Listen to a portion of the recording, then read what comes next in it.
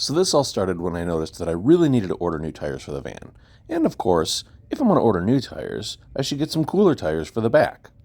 And if I'm going to get cooler tires, I should probably look at getting cooler rims. Now, 8 lug sizes are limited, especially if you want something that's classic and not new. I will forever like the big and little look. And I figured if I could get some 10-inch rear wheels, have them powder-coated chrome, it would really fit this classic style that I wanted. But ultimately, I decided that's just way too much work, and I was just going to order new ones for the rear. Bobo and Brad mounted the tires, and they looked awesome. A 33-inch tall tire on a 16-inch wheel gives a lot of sidewall, and it's so cool. I had debated ordering new front wheels also, but this style only comes in 8-inch wide, and I really like the factory 6.5-inch wide, so I'm glad I didn't because I'm going to end up keeping the fronts.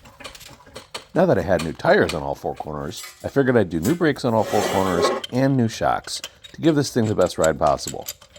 I have a whole video I've been working on the interior that I built for this van. This is what we usually take to drive-ins, and I set up the interior and the stereo system pretty much centered around that idea. We've never taken this van to Springback, and I was excited about bringing it down there, especially with the new wheel combo. Other than being a beefy 8-lug van that's lived its whole life in Northeast Ohio, the driver's side came apart pretty easily, and I thought this was going to be a pretty routine situation.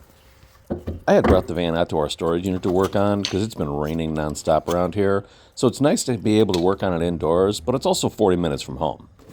But so far so good, and I was pretty much on schedule. Spend a few hours out here, get this thing all set up, get back home, and load up for the van in.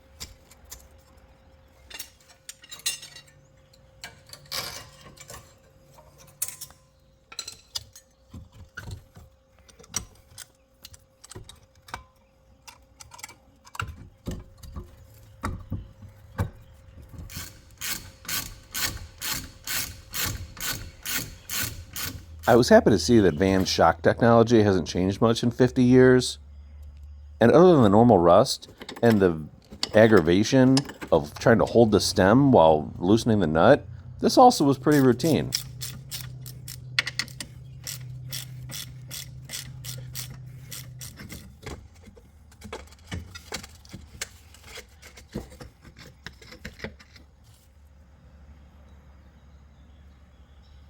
The driver's side was done, and it's a simple rinse and repeat for the passenger side. I'll be home in no time. I had a slight setback with the bottom caliper bolt. It's like it was bottoming out on something for some reason.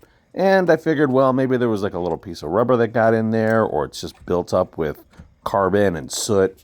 But after a little bit of a mining expedition, I got that figured out too. These things happen, and I'm still making pretty good time.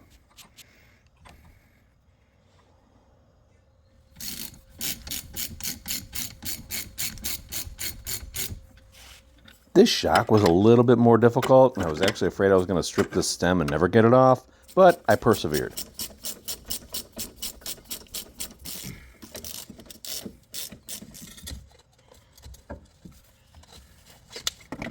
Once both shocks were installed, I found this tool that I ordered also that would have made the installation a whole lot easier. So if you ever need one of those, I have one to borrow. It's never been used.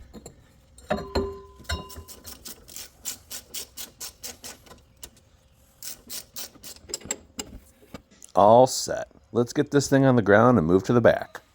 But once I was tightening down the front lug nuts, I learned that the wheel didn't move.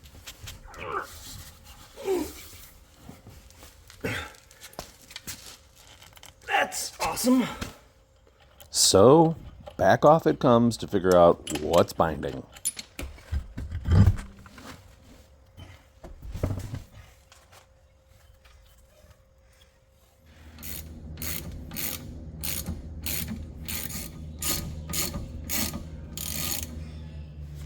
Alright, so this spins as it should until I put some pressure on here, and I'm not even killing these things. And it's barely anything. And it doesn't move.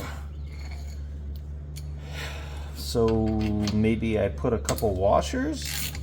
A washer behind here? I've never had this happen before, but it it definitely needs to spin. So if they're fairly loose. I wouldn't run them like this because it scares me. But if the caliper was locked up, well, I guess the issue is I've got the piston. I can press those with C-clamps when I do these. And if I pull this off, this bottom bolt here, the caliper's not even touching the pads. I mean, it's only when I tighten the caliper on the bracket that it does it. Now, I did have a problem with this bottom bolt. It was like filled with gunk in here, and I couldn't get it to go in. I had to like kind of dig it out.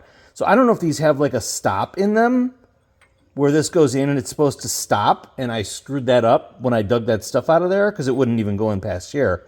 But I really don't know. I mean, I don't want to buy a new caliper. This isn't like, obviously this is old and cruddy, but it doesn't seem like that's an issue. I don't know.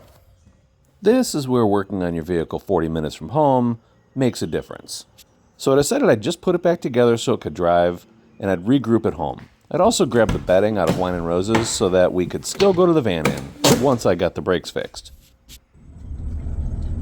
All right, so not the triumphant, comfortable drive home I was hoping for. I ended up just backing off those bolts enough so that the wheel would spin. I ordered a new caliper and rotor from AutoZone that I can pick up on my way home. The front end definitely feels stiffer, so I can feel that with the shocks. The front brake, I don't know what's going on with that caliper. Hopefully a new one fixes that whole problem. Kind of makes me nervous that it's not super tight, but it's stopping. So I'll get home and deal with it from there.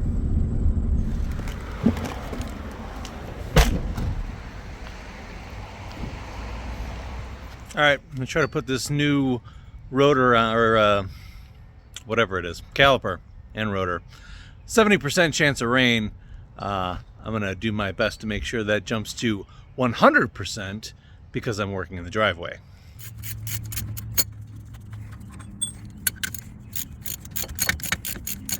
Now, I changed the right rear rotor last fall, and it was really hard. And I learned I just needed to be patient and use a lot of heat and a lot of penetrating oil.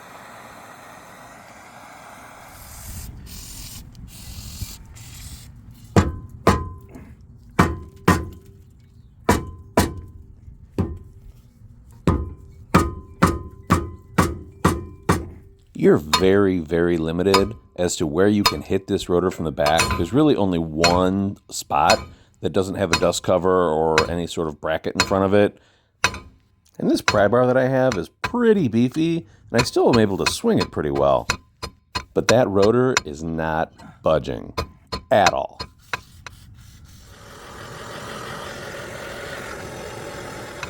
It was kindly suggested by my friends that I should stop hitting this thing with my purse and go get a real hammer. So that's what I did.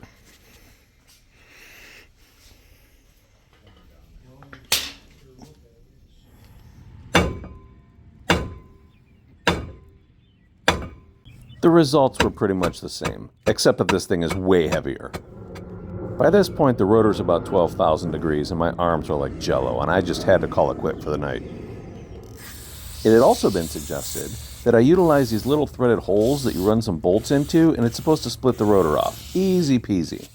But I did get some bad guidance as to what size those bolts are. Here's the M6. Oh. Ah! Fucking Dustin. Cameron came over to provide some much needed muscle. I could barely lift my arms at this point.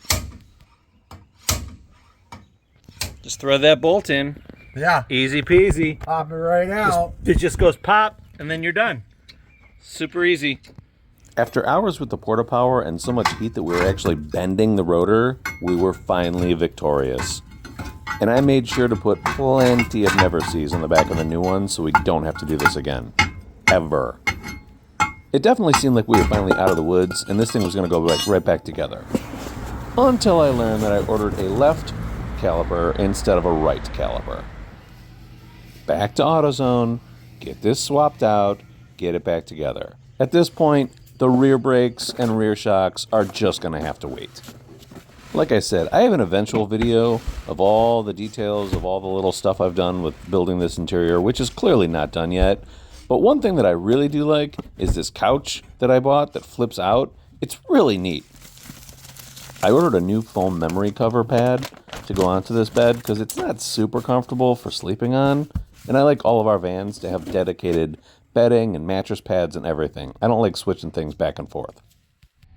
So, after a week of hell, this thing was finally ready to go to a van in. I gassed it up. I double-checked the clearance at the car wash with big tires on it.